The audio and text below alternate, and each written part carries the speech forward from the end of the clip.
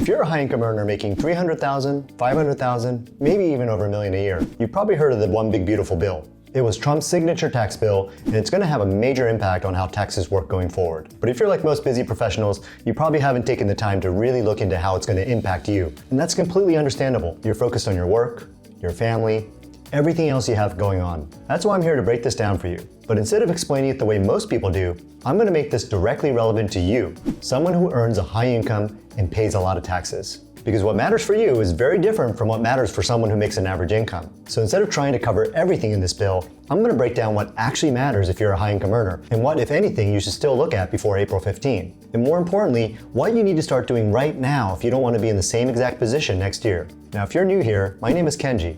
I've been investing in real estate for over 25 years, and my wife and I have built a portfolio of over 185 rental units and an additional 2,400 syndicated doors. And through that process, we didn't just build passive income. We learned how to use the tax code to significantly reduce what we pay in taxes. And over the years, we've also taught over 4,500 high-income earners, just like you, how to use real estate to create a separate stream of income and reduce their tax burden. Because at a certain level, this stops being about how much you make and starts becoming about how much you keep. So let's simplify this. When you look at the One Big Beautiful Bill through the lens of a high-income earner, there are really only a few things that matter. Everything else? Mostly noise. Because most of the changes you might hear about either don't apply to you because they phase out at higher income levels, or they just don't move the needle in a meaningful way. And this is where a lot of high-income earners get tripped up. They assume a new tax bill means lower taxes. But at higher income levels, it doesn't work that way, because the tax code isn't really designed to reward income. It's designed to reward how you earn it and what you invest in. Now, there is one part of this bill that actually matters a lot, and this is where things start to get interesting.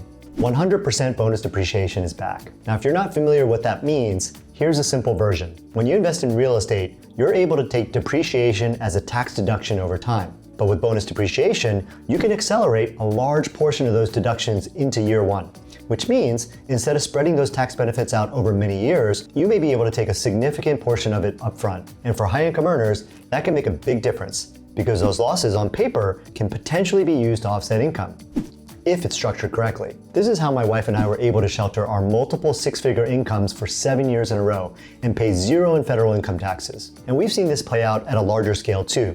The last time bonus depreciation went to 100%, it helped fuel one of the biggest real estate booms in recent history. And the people who understood how to use it early were the ones who benefited the most. But here's the part that doesn't get talked about enough.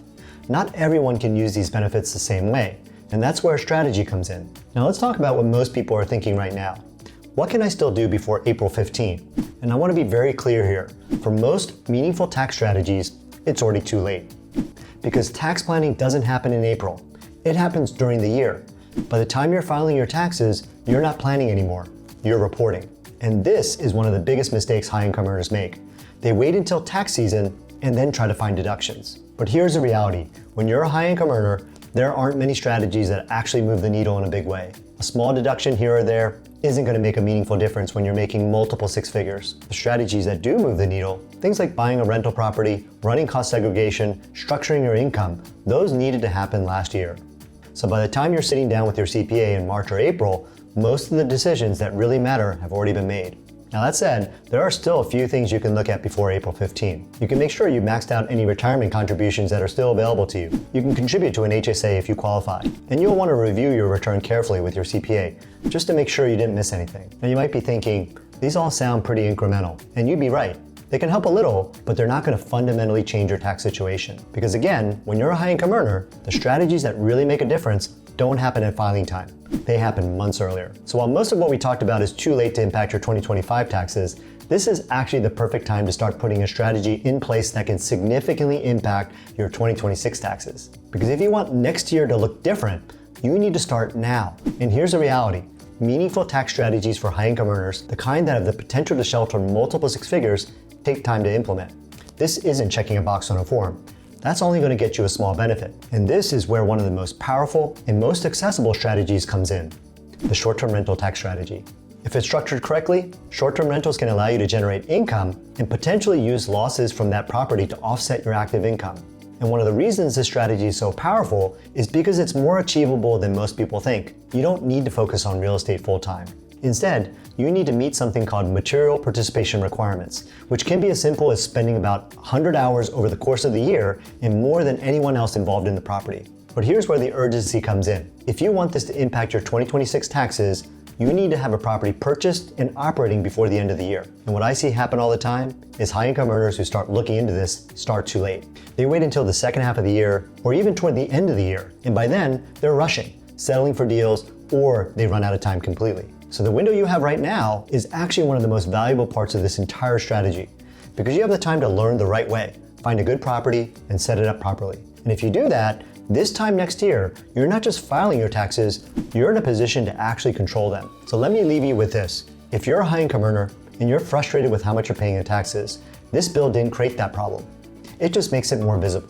Because the reality is, at a certain income level, the issue isn't how much you make, it's how your income is structured and what strategies you're using. And if you're relying on April or your CPA to figure that out for you at the end of the year, you're always going to feel like you're paying catch-up. The people who get ahead with this are the ones who start planning earlier, think differently, and actually put strategies in place during the year. Because at the end of the day, the question isn't how much can I make, it's how much can I keep.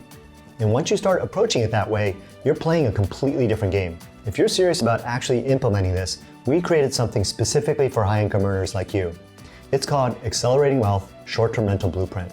This is the exact system we've used and taught to thousands of high-income professionals to help them buy their first or next short-term rental, create a new stream of income, and in many cases, unlock tens of thousands or even six figures in tax savings. Inside, we walk you step by step through how to find the right property, analyze deals in today's market, set it up the right way, and run it efficiently without it taking over your life.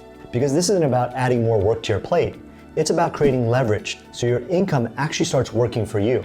So if you want to learn more, you can check it out at the link below. And if you found this helpful, make sure to subscribe, because in the next video, I'm going to break down exactly how the short-term rental tax strategy works step by step, and how high-income earners are using it right now to significantly reduce their taxes. Thanks for watching. I'll see you in the next one.